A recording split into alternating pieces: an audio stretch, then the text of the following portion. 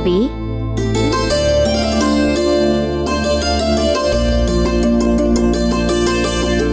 அபி,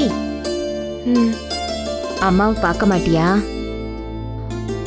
அதுக்கு கூட என் அபிக்கு நேரம் இல்லையம்மா. நீ பாட்டிக்கு ஏதாவது தைரியம் சொல்லிட்டு போயிடுவ. ஆனா அத கேடயமா வச்சு சண்டை போடுறதுக்கு கூட தைரியம் இல்லாம தோத்துக்கிட்டே இருக்கேன். யார்கிட்ட தோத்த அபி? எல்லார்கிட்டயும். அப்பா எப்படிலாம் பேசுறாரு தெரியுமா? அவர் உன் அப்பா தானே? அப்பானா கூட தப்பா பேசினா தப்பு தானே? தப்புதான் அபி. தைரியத்துக்கு தான் நான் இருக்கேனே. ஆனா என் அபிக்கு இனி நான் தேவையில்லை. அதான் உன் ராஜகுமாரன் உன்கிட்ட உன்னை தேடி வந்துட்டானே.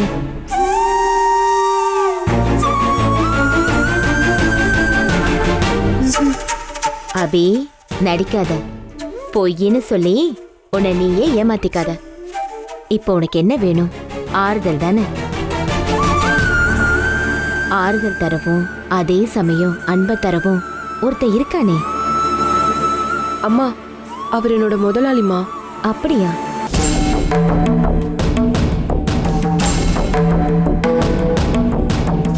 பதில் சொல்லணும்ல. பதில்னு ஏதாவது சொன்னா அது பொய்யாதாமா இருக்கும். அப்போ அம்மா சொன்ன கதை இப்ப நிஜமாயிடுச்சுன்னு ஒத்துக்கிறியா?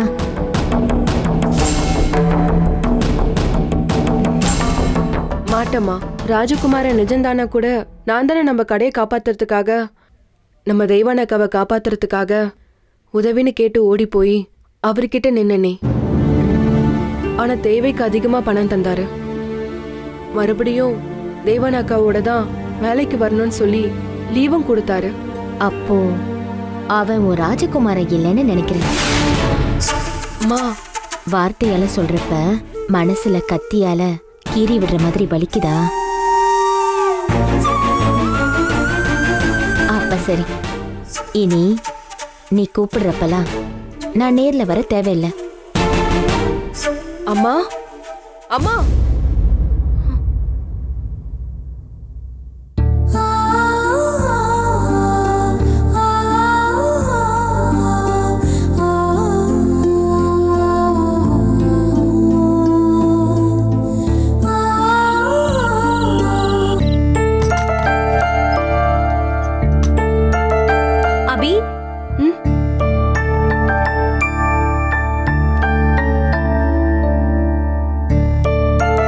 காஃபி இல்ல, வேண்டாம்.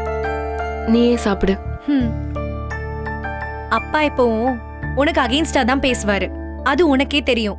இந்த கம்பெனில நீ என்ன போஸ்ட்ல இருக்க, உன் salary பேக்கேஜ் என்ன, எல்லாத்தையும் எடுத்து சொன்னேன்.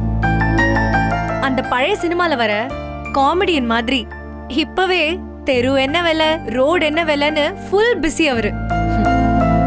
மிட் நைட்ல ஊர் என்ன விலைன்னு கேட்டுதான் தூங்குவாரு போல. சாரி அபி.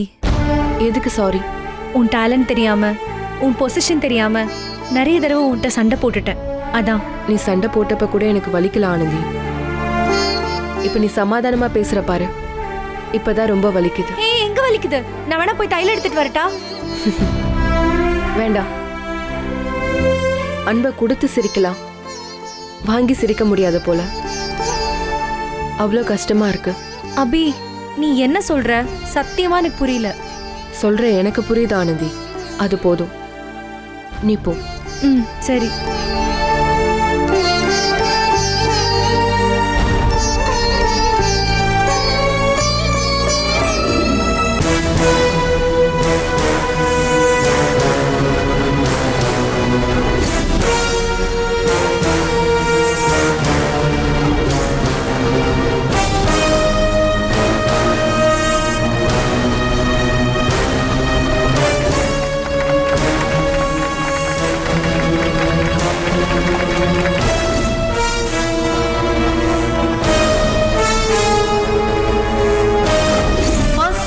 ஒரு டிசைனர் தமிழ்ல எக்ஸ்பிளைன் பண்ணி பாக்குறேன். ரொம்ப பெருமையா இருக்கு.